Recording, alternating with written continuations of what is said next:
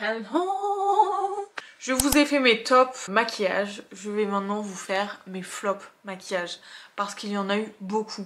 Encore une fois, mes avis ne concernent que moi et mon expérience et ma peau aussi encore. Mais je vous montre ce qui m'a déçue. Vous pourrez voir dans mes achats que j'ai peut-être un peu été influencée par le marketing TikTok. Mais nous allons rétablir la vérité sur les produits qu'il ne faut pas acheter. Je vais te faire économiser ton argent. Il y a des produits que je n'ai même plus parce que je les ai donnés à mes amis ou je les ai jetés tellement c'était nul. Je vais commencer avec ce fixateur de chez Maybelline. Voilà, je pense qu'on l'a tous vu sur TikTok, qu'il disait « Oh waouh, c'est le dupe de Charlotte Tilbury ». Non. Je vous arrête tout de suite, c'est un non. C'est un dupe de rien du tout. Moi qui est spécialiste pourquoi je me prends dans les sprays fixateurs, celui-là je l'ai pas forcément aimé. Au début oui, mais en fait non.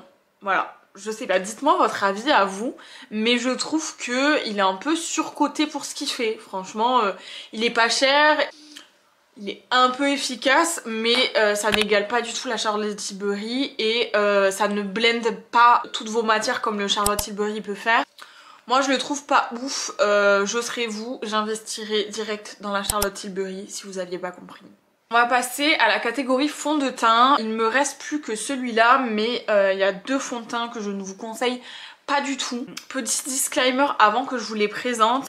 Ce sont tous les deux des fonds de teint avec du silicone dedans. Je vous expliquerai dans une autre vidéo comment j'ai su que en fait les fonds de teint avec du silicone c'est pas pour moi. Il faut juste pas que j'en achète.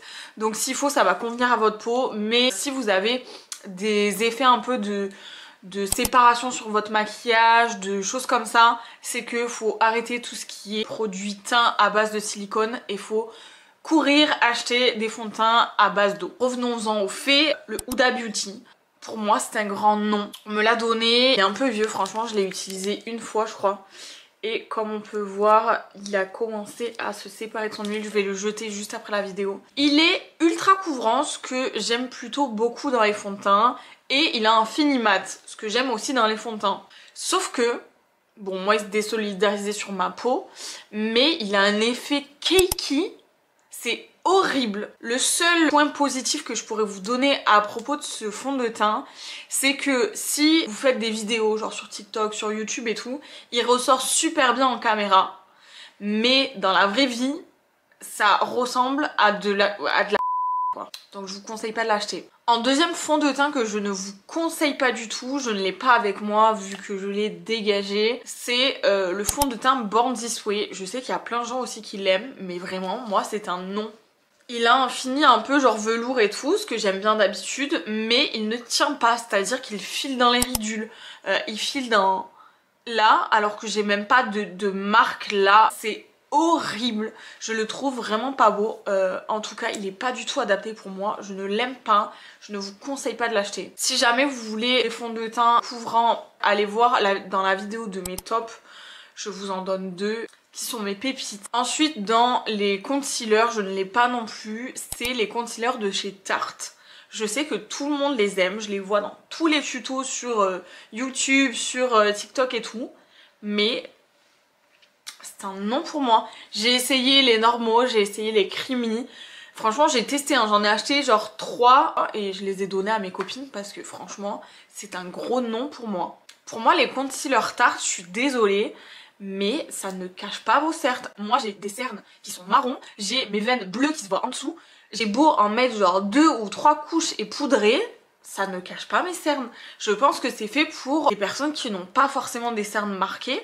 Mais dans ce cas-là, ne mettez pas genre en mode c'est de la couvrance de fou et tout. Non. Je dirais que c'est peut-être une couvrance genre médium à light. Mais vraiment, je trouve ce concealer pas du tout couvrant. Si vous avez des grosses cernes marquées, n'achetez pas ça.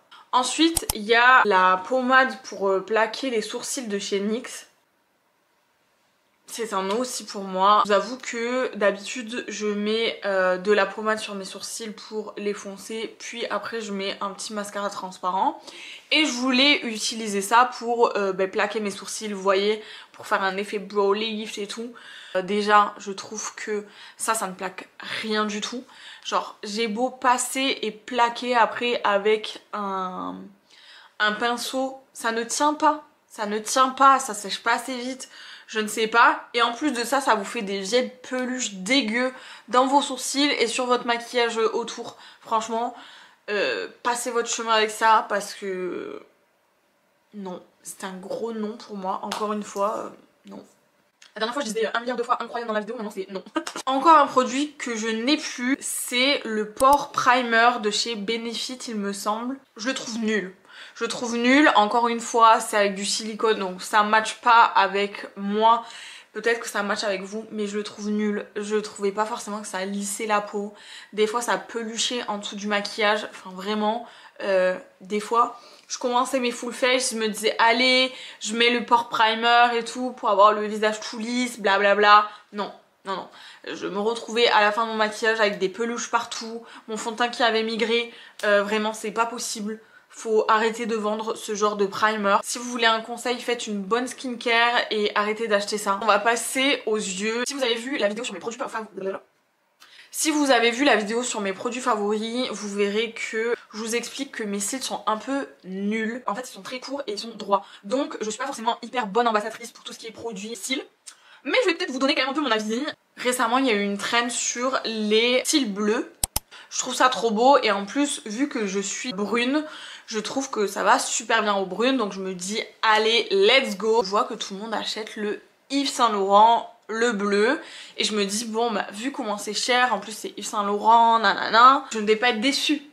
Que nenni. J'ai acheté ce mascara qui m'a coûté une couille et demie, hein, on va pas se mentir, et très honnêtement je le trouve pas si bleu que ça en fait. Là vous avez le trouvé très bleu et tout, mais parce que j'ai une light énorme derrière moi, mais sur vos cils, à part si vous êtes blonde, ça se voit pas trop. J'aimerais que tu focuses là-dessus, mon petit pote. Je sais pas si vous avez vu l'embout, mais pour moi ça, ces embouts là, ils crient genre pattes d'araignée sur vos cils. Ce n'est pas flatteur, ce n'est pas flatteur, ce n'est pas beau. Je n'aime pas en tout cas sur moi, je vais le donner. On reste toujours dans la catégorie cils. Quand j'étais ado, il y avait un mascara de chez L'Oréal avec un côté blanc et un côté noir, donc un primer et un mascara pour faire les cils un peu plus longs. Donc comme je vous ai dit, ma problématique c'est que mes cils sont courts et sont droits, voilà. Donc je me rappelle que j'adorais ce mascara, je l'ai racheté plus tard et tout, et je l'adore. Et là, je vois que sur une marque de maquillage que j'adore qui est Martin Cosmetics, elle sort un primer pour les cils. Donc je me dis let's go, j'achète direct. Faut savoir que les autres mascaras, je les ai testés et je n'ai pas aimé. Je n'ai pas aimé, mais encore une fois, je prends toujours avec un peu de recul que je n'aime pas les mascaras parce qu'en fait, je me dis, c'est juste tes cils, ils sont merdiques. J'ai acheté ce primer de chez Martin Cosmetics. Franchement, si vous voulez une vidéo juste sur Martin Cosmetics, dites-moi dans les commentaires. Je vous avoue, j'ai tout testé de chez elle, plus ou moins. Que ce soit le make-up, que ce soit la skincare, que ce soit les parfums. N'hésitez pas à me dire en commentaire si vous voulez une revue assez globale de cette marque. Du coup, ça se présente comme ça. En plus, je me disais, bah, trop bien parce que le primer est gris et pas blanc. Genre, je trouve ça plutôt intelligent et tout. Alors, comment dire ? En fait, je pense que ça marche bien pour allonger un peu vos cils. Par contre, je trouve que la brosse est à chier. Parce que elle prend trop de matière en fait, elle prend trop de matière et vous retrouvez avec une couche sur les cils, c'est pas beau, je n'aime pas. Voilà, je vais donner ce produit, peut-être que c'est juste pas fait pour moi, mais dites-moi vos avis en commentaire si vous l'avez testé, est-ce que vous l'aimez bien ou il y a que moi. On va passer au correcteur She Glam.